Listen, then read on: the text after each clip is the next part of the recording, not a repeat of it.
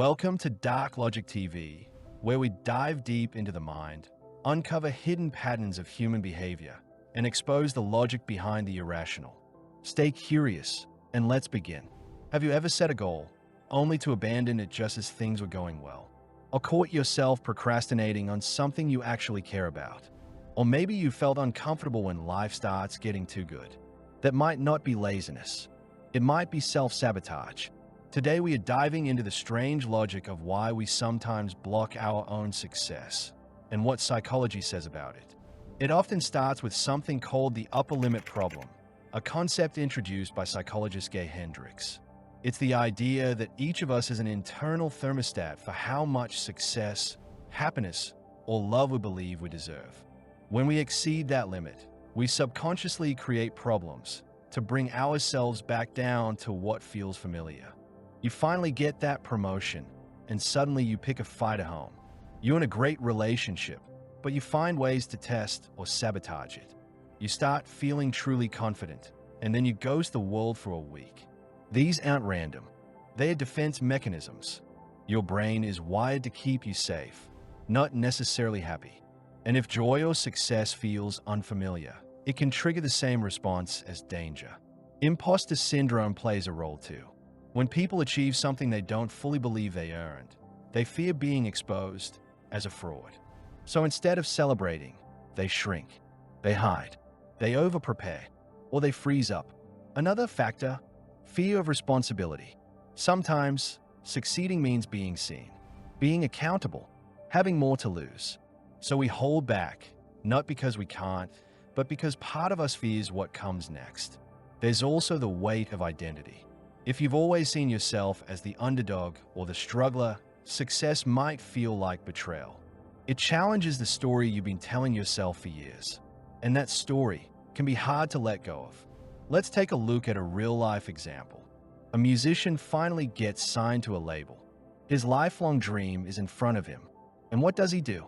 He shows up late to recording sessions, misses deadlines, starts doubting his new material, not because he's lazy, but because some part of him believes he doesn't deserve to be there.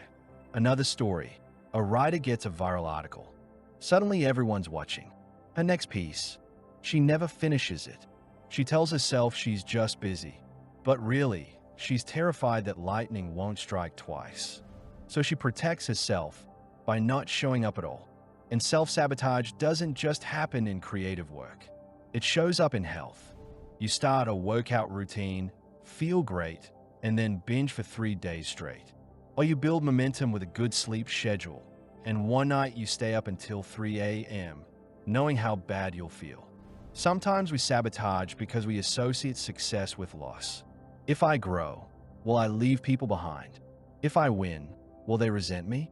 We internalize the fear that love is conditional and that doing too well might cost us connection. The roots often trace back to childhood. Maybe you were praised for staying small, quiet, helpful, never too much, or punished when you stood out.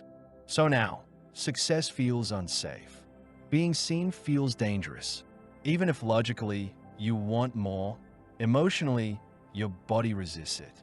And here's the twist. Self-sabotage often looks reasonable on the surface. You say, I just need more time. Or it's not the right moment. You tweak things endlessly instead of sharing them. You delay your application, your post, your move, in the name of preparation. But underneath that logic is fear. Fear of change. Fear of being seen. Fear of being judged. Fear of who you might become. So how do you break the cycle? First, awareness. Notice the patterns. Do you crash right after something good happens? Do you delay your own momentum? Keep a journal. Watch your own cycles.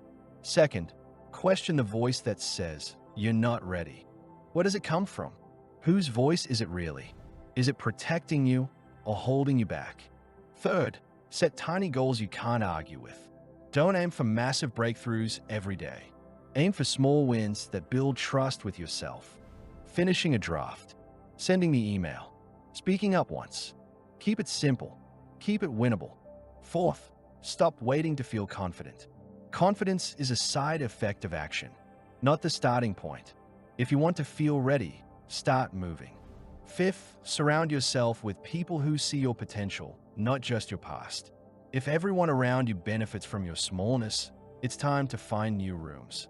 Sixth, learn to sit with discomfort. Growth isn't comfortable. Visibility can feel vulnerable, but you can survive those feelings. You already have. And finally, rewrite your story. You don't have to be the struggler forever. You don't have to prove your worth by staying small. You can be someone who wins and holds it. Self-sabotage isn't proof that you're broken. It's proof that you're bumping into the edge of your comfort zone. And the good news is, you can stretch it. It's not about fixing yourself. It's about understanding yourself, listening to your fear instead of fighting it, and moving forward anyway. Because the part of you that self-sabotages, it once had a purpose. It tried to protect you. But now, it might be time to thank it and let it go. If your mind's a little more awake than it was a few minutes ago, we've done our job. Subscribe to DarkLogic TV for more deep dives into psychology, mind tricks, and the logic we never notice. Until next time, stay sharp and think deeper.